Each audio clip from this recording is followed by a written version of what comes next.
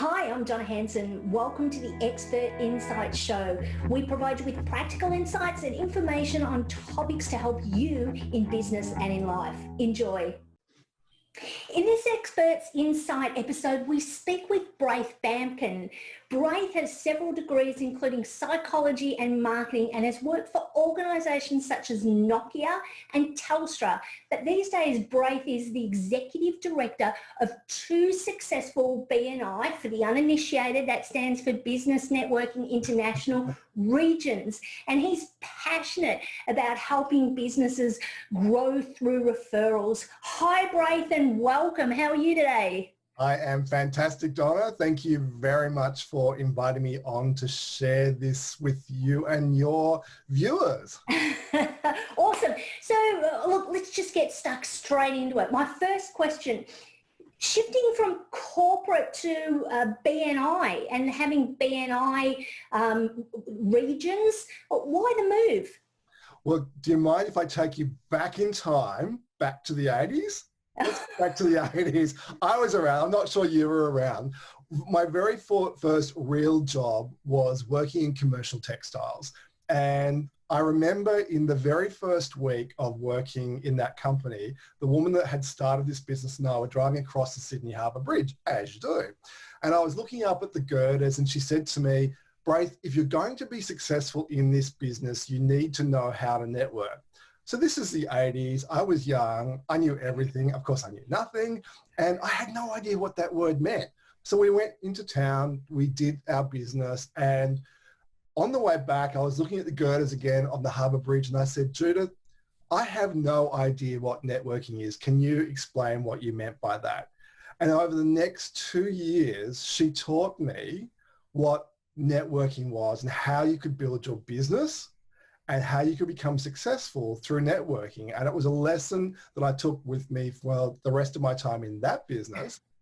And as I moved through corporate, and one thing led to another. In my very last job, I was working in a mattress business. I was the national sales and marketing manager. We had franchisees. And I was saying, you've got to network, you've got to network. And one of them said to me, where are you doing it? And I went, you know, I've given up something that I know works really well. In fact, I had actually started a networking group here in Melbourne about 20 years ago. So nothing to do with BNI. It was a not-for-profit and it's still going. And, you know, I went back into it and somebody invited me to a BNI meeting and the rest, as they say, Donna, is history. Wow. You know, sometimes you dip your toe into the water of something and then you decide that that's for you. Yeah. Well, I mean, my father said to me, when I was probably in my 30s, my father is a chemical engineer. He's very this plus this equals that. He's the guy that opened the box and read the instructions and then plugged it in. I'm the guy that rips the box open, shoves the cord in the plug and I'm like, oh, how does this work? So we're very different. But my dad said to me, the reason that you're so successful is that you really understand how to engage with people. And he said, as a kid, when we had family functions and events, you were always going around making sure people had drinks, people were talking to each other, making sure they were connected. You were always very concerned that people were comfortable with each other. So you've always been a networker. So I went, wow, that's really cool. So even as a kid, he recognized that. Oh, wow. The consummate host, it sounds like. Who knows? So, you know, before we actually get on to referrals, there's one other thing that I want to ask. What do you think has been the major reason why the BNI Business Networking International concept has been so successful? Because it's a global brand, right? Correct. Yes, it's in, I think at the moment, 74 or 75 countries. Wow. We have currently 270,000 plus members around the globe. It's been going for 36 years this year, so a really long time. But like most businesses, Donna, if you have a system and you follow the system, you get an outcome. And if you repeat that system and you become an expert at the system, you get a better result. So BNI, all BNI is you're buying a system to use in your business. It's a marketing tool. So it's the same as you would buy Xero to do your books. And as long as you keep paying your subscription to zero, you get access to zero. BNI is exactly the same thing. But with BNI, we're teaching people how to build relationships. And the beauty of it is that no one at university or school teaches us how to build trust. And as you would know, trust is the cornerstone of any relationship. And often people go into premature solicitation, is a word we like to use in BNI, where people go straight from the, hi Donna, nice to meet you. Do you want to buy my widget? You've all been to one of those events where somebody's done that and you're in the corner going, whoa, hey, we've just met. And that, a lot of people don't understand that. So we teach people how to go from what we call visibility through credibility into profitability. Okay, so let's talk about the concept of referrals, because I'm sure a lot of our viewers or listeners, broadly maybe have an understanding of, in a broad sense, what a referral is, but I just want to make sure we're all on the same page. So could you define that for us? Thanks, Donna. I think it's really important we do define it because there is a big difference. A lot of people talk about leads. You've heard leads before and referrals. Yes. So some people use those terms interchangeably, but they're very different. So a lead would be if I rang you up and said, Donna, I was at a barbecue on the weekend and my colleague wants to buy your widgets. Here's his phone number, ring him up. You ring up my colleague. You say, Braith told me to give you a call. You want to buy my widget? And he goes, whoa, who are you and why are you calling? So there's no engagement from me to that person. That person wasn't expecting a call. That wasn't set up. It's a cold call. I could give you the yellow pages, or for young people wouldn't know what the yellow pages are, Google, and that would be the same thing. Whereas a referral requires 3 people, and those 3 people must have interaction between each other. So if I see my mate at the barbecue and I say, you've got, my friend has because a referral is simply solving someone's problems. My friend says, I've got this problem. I go, Donna Hanson sells widgets and they are going to serve your problem and fix your problem now.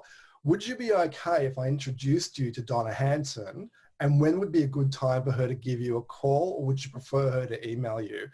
And so I've set it up. So I've introduced you. I've told him that you're going to solve his problems and that your widgets are going to meet his needs. I probably have edified you in that conversation as well.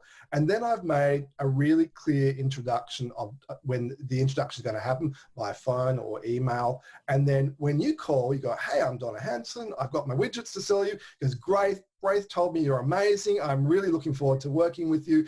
How soon can you fix my problem? So it's not a cold call. It's a warm introduction, and there are levels of that. And that's a very low level introduction, but it's a referral. And the higher you get in the quality of referral, a really high value referral might require me saying, hey, you need to meet Donna. She sells great widgets, but let's have lunch together when we're out of the lockdown. Sit down and have lunch together, and I'll introduce you over lunch. So I've actually taken the time out of my schedule to sit down with the referrer and the referee to make that relationship happen. Now, do you reckon that you're going to close that sale? You'd like to think so. You pretty much like to think so. Whereas if you call this bloke up and go, I've got my widgets, he's never heard of you, the close rate's very small. So can I ask a question about that, totally slightly off track? Why would somebody do a referral like that? Why would you do an introduction and say, come to lunch and I want to introduce you to? What motivates people to want to do something like that? I am so glad you asked that. And this is not a setup, but this really is a very important part of the referral process. So when I introduce you to my friend, what I'm doing is I'm transferring trust to you, between you and him. So he and I have trust, you and I have trust, and it's a transference of that trust between the two of you that's implicit. So even though you two have never met and done business, it's that level of transferred trust that enables you to engage with each other off the bat. Because I say you're okay, I say he's okay, you both trust each other, and off you go. And the beauty of that is that when I help you and I help my mate, who looks good? You do. And then what happens when I look good to you? What do you want to do to me? I want to help you. What's my mate want to do? He wants to help you too. everyone's a winner. Yeah, okay, now I understand. Not that I didn't understand before, but I really appreciate the clarity, and a lot of people get joy from that. I know that I get joy from solving someone else's problem. It's not by selling what it is that I have, but by them going, oh my goodness, I hadn't even thought of that. Yeah. They say, when you're a kid, they say it's better to give than receive. But as a kid, you're thinking, well, I want to receive the Christmas presents, don't you? But as an adult, you find that when you're giving the gift of a referral or you're helping someone out, it fills you up, doesn't it? It does. Well, in BNI, the core philosophy of the organisation is givers gain. So we know that when people join BNI, the more they give from the get-go, the sooner they receive back. But at the moment in the corona crazy world that we're in, one of the things that I have seen has really helped people to lift themselves up is to help somebody else. So I don't know about you. Have you ever done volunteering before? Yeah, absolutely. So I've done a lot of volunteering in my life, and I'm sure like me, when you volunteer with an organisation, you put time and effort in and you expect nothing back. And yet you get so much back. You get personal development back. You may get business opportunities back. You get relationships back. I have found you cannot give enough to compensate for what you get back. I always leave a volunteering opportunity with so much more in my life, in richness and fullness. And it's the same philosophy when you help other people. You're just going to feel good about yourself. And honestly, if you're feeling bad about yourself, and there's a few people out there at the moment that are feeling down in the dumps, go and do something nice for someone else. Expect nothing in return. And if all you get back is to lift your spirits, hey, not a bad effort. Awesome. So no doubt a lot of our viewers and our listeners have probably received or given a referral at some stage. But I've heard that having a process or a structure is important to get more referrals. Why should we have a process? Don't I just, when I see an opportunity, just throw it out there? Yep, that's a really good question. So let's go back to me and my mate. Let's call him Dave at the barbecue, and Donna, and you've got your widgets. And let's say I set this up and I say to Dave, you've got to meet Donna. She's got these great widgets. You've got to see Dave. I set it up, you meet, and all of a sudden Dave finds out that you only sell your widgets in Melbourne, in the centre of Melbourne, and you don't sell widgets in Frankston or Geelong, but all his business in Frankston and Geelong. You know how we talked about the transference of trust? All of a sudden, my credibility is diminished.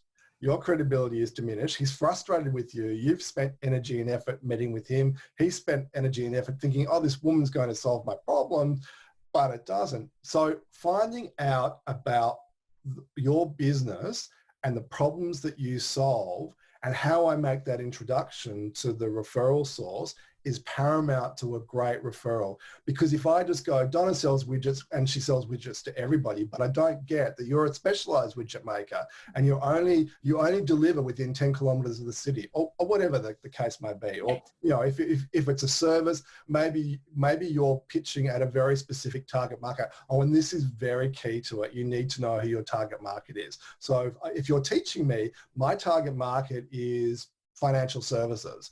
And I send you to Dave, and Dave works in the health and wellness industry, and that's not your gig. Again, it's a misfire. So no one's a winner in that case. And look, if that happens, and that happens quite a lot, what I would say to somebody is go back to the person that gave you that referral and say, Braith, thank you so much for thinking of me. But when I spoke to Dave, I found out that Dave's in the professionals, the finance industry. But did you know I only work in the health and wellness industry? And so these are the kind of people that I work with, and these are the kind of problems that I solve. So even getting a bad referral is a great teaching opportunity. So there's no such thing as a bad referral. Even getting a referral that doesn't generate business is a massive teaching opportunity. And I'm going to go, wow, I didn't know that about you. And then I'm even more likely to want to look out for somebody that you are going to do business with, because the more information I have about you, your product and your service, the better that referral is going to be when it comes. So I'm guessing that the key to being able to get good referrals is to build the relationships. So I know you and you know me. We understand what each other does. You may not necessarily have purchased my services. I'm using myself as an example, but you understand the problems that I solve. Correct. So, and then I might say to you, hey, Braith, I'm looking for referrals to organisations who are looking for training for their sales teams. So all of a sudden you're niching down and you're able to go, okay, Donna works with sales teams. Mm-hmm. Absolutely. And I think what happens is as your relationships deepen with individuals, you start moving from what we would call reactive referrals, which is me and Dave at the barbecue, to proactive referrals. So you've taught me that you work with sales organizations. You've taught me that you work in a specific type of area. You've given me a lot of information that I can edify you with. When I find somebody in those sort of organizations, I can start the conversation, and and the deeper we have a relationship, the more information I can have to help that referral come through. And then it becomes a proactive referral. I proactively go and look for referrals for you. And they tend to be much higher value than reactive referrals. Reactive referrals is, if you were, you're obviously not, but if you were a plumber and Dave needs a plumbing job and his bathroom is leaking, that's a great reactive referral. There's nothing wrong with a reactive referral, but a proactive, I've gone out to look for somebody in my network that you wish to be connected with, that's a high degree of relationship. That takes time, and that's a function of time. Yeah, that's one of the things we do really well at BNI. I was going to say, I'm guessing you don't rock up to a networking event, flash out your cards. We've all seen that happening, or somebody who just comes to the networking event and that's all they seem to want to do. Yeah, look, networking events are great first starters. So most networking events, people go, so I always ask people in training, how many of you go to a networking event to buy someone? No hands go up. How many of you go to a networking event hoping that somebody is going to buy your product or service? Everyone's hand goes up.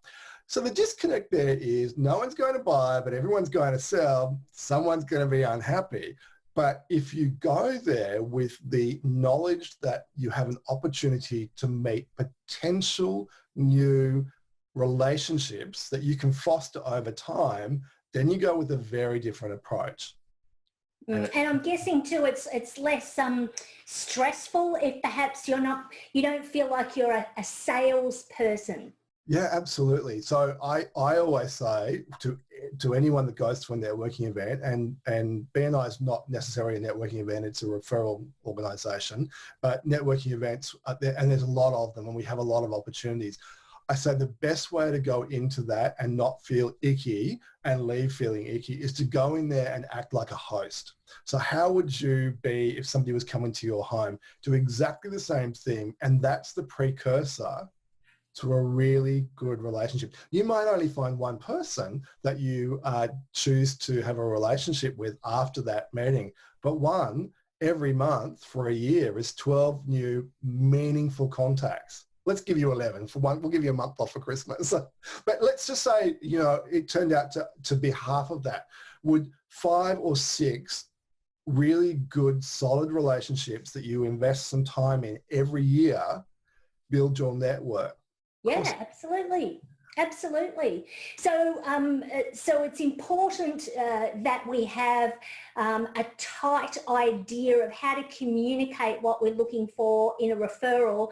Otherwise, you could get just about anything. Is that right?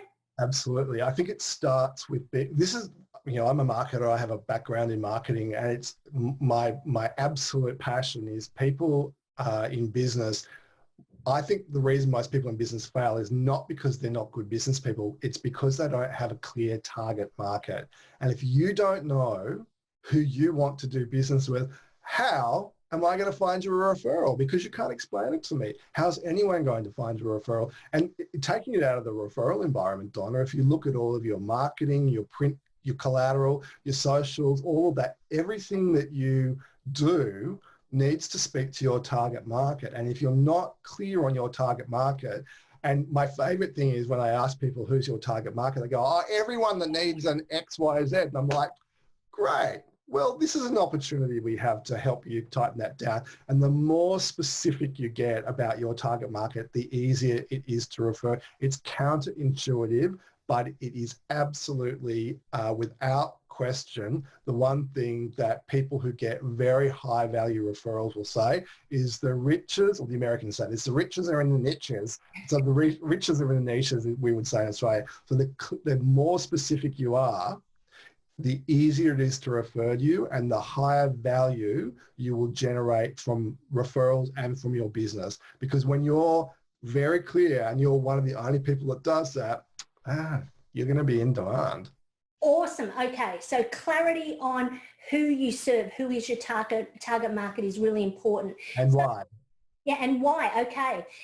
Okay. So in your experience, what sort of things stop people from getting more referrals? Is it that target market you mentioned? Obviously, if you don't know who it is and you're selling to everybody, but are there other things that you see that sort of, stop people in their tracks? Yeah, for sure. So not having a clear system. So if you're going to have referrals as a marketing strategy, you need a CRM system. So if we have had a meeting, I need to document what's happened in that.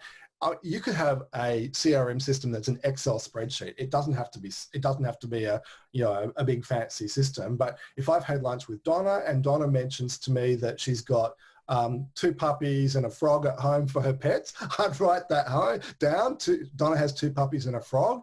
And the next time I meet with you, I'd say, how's your 2 puppies and a frog? Again, it cements our relationship. So I need to have notes. And then as we get deeper into our relationship and I become clearer that you work with salespeople, and then we'd move into what kind of companies and organizations you'd work with. And one of the best tools that we have in BNI that anybody could use, you don't need to be in BNI to use this, is be clear about who your past 10 customers are and be able to tell the story of how they came to you and the problem you solved and the journey you took them on. So if I was in a referral relationship with you and I had 10 customers, I could say, Donna, let me tell you about this latest customer that came to me. This is the problem that I had. This is how we looked at that, and this is the resolution we got for that. You would be armed with the knowledge because, stories sell. You're a public speaker. You know this more than anyone else. Well, we're on the public speaking game, but, stories sell. People remember stories. They can't remember the details. I meet a lot of people in a lot of industries. I don't remember the stuff about their business. I remember the stories that they tell. So, okay. Yeah. So that makes sense. So having some ideas around how you've helped people and being able to bring those out as stories rather than inanimate objects such as I sell widgets. Yeah, well, a lot of people also use industry speak. And it's very disengaging to have industry speak coming at you. Here's the thing, anyone in financial services can bore you to death with their industry speak. And they love it because they think they're really interesting. But they're not.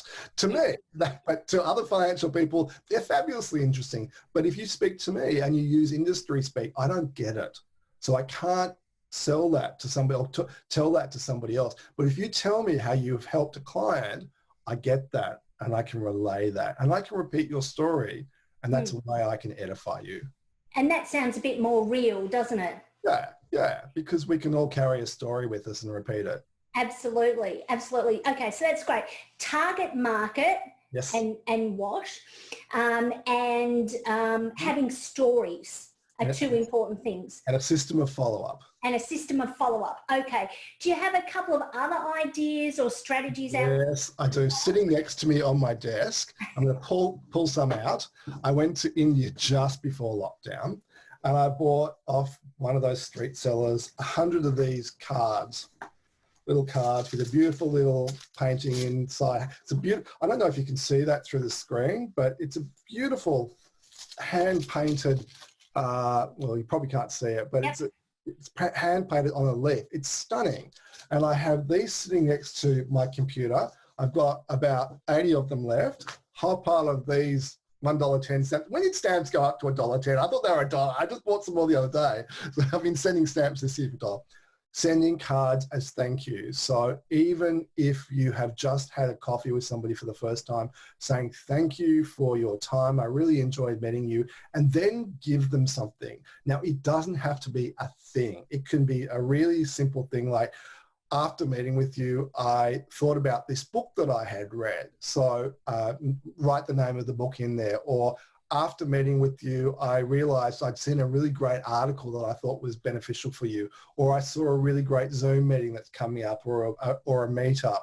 Or I thought about somebody else that's doing something similar to you. Have a look at their website. So it doesn't have to be significant. If we had a really high value meeting, then I might give you a book. I have a whole pile of books, but they're sort of over there. But I might send the book to somebody and I'd say, hey, look, this book's really helped me. I thought this would be great for you. People just cannot believe that they get something in the mail. And if it's a high value relationship, if they get a book in the mail, they love it.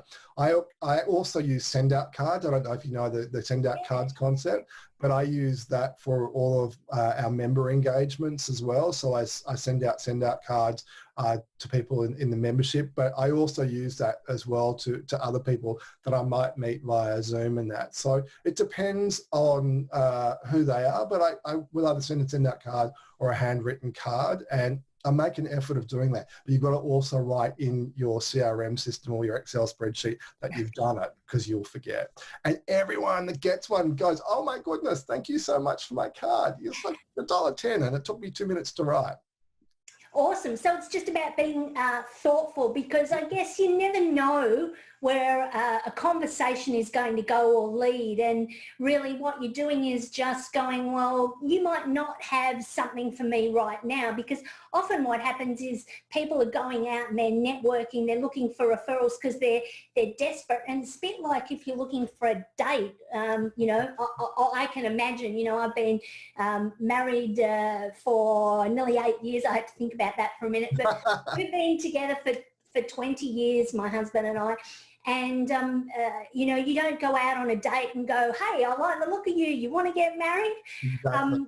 So it's just about, nurturing the relationship, because whilst that person may not buy your product or service, they could know somebody who does. You don't know who I know. And it takes time for that to happen. I see it all the time. In fact, I'll tell you a quick story. I saw a couple of years ago in one of our chapters, a member standing up, and he'd stood up for 6 weeks in a row asking for a very specific person he wanted to meet. And one day a visitor was there, and she said to that guy after the meeting, you do know the president of your chapter's wife went to school with that guy's wife. And how would you know that? Because that's not something that would come up. So the visitor saw that. She told this guy, he went to the president and said, your wife knows the wife of the bloke that I'm trying to get on. It turned out to be a really fantastic referral, a very significant dollar value referral, but no one knew that. And you just don't know who people know. Yeah, it's just like you said, give as get, and the law of reciprocity. I know very early in my career I learned about that. So now I'm conscious too that time's racing away, and I reckon we could probably talk for hours. Right? I could.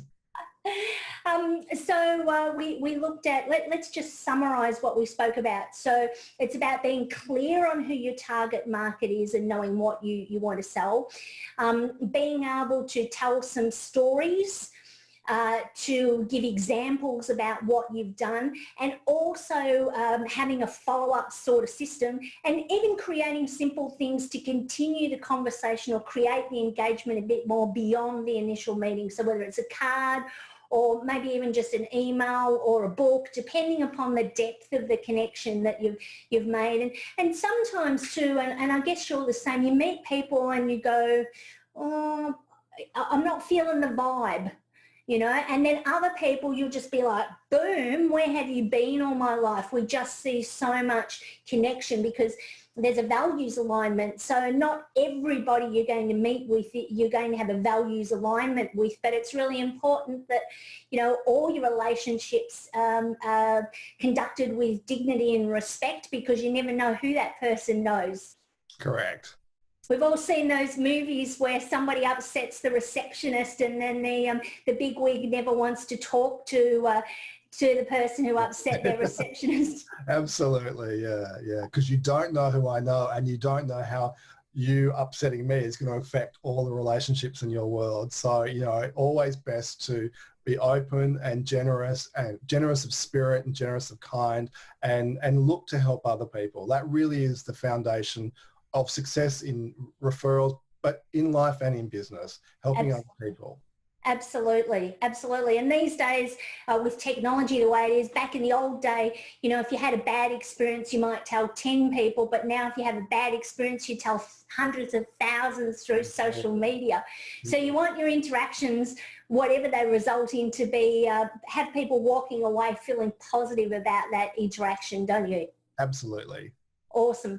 So, Braith, if any of our listeners or viewers want to get in touch with you to explore how they can get your help, or perhaps they're curious about BNI, where should they go? So jump onto the BNI Melbourne Central website, which is BNIMC for Melbourne Central.com.au, or the Australian one, BNI.com.au. Or if they want to specifically get in touch with me, BraithBamkin.com.au, and you can follow all the links to find me. Awesome. Braith, thanks so very much for your time today and for your insights on referrals. Thanks for joining us for this episode of Expert Insights. Until next time, this is Australian productivity and technology expert, Donna Hanson. Have an amazing week.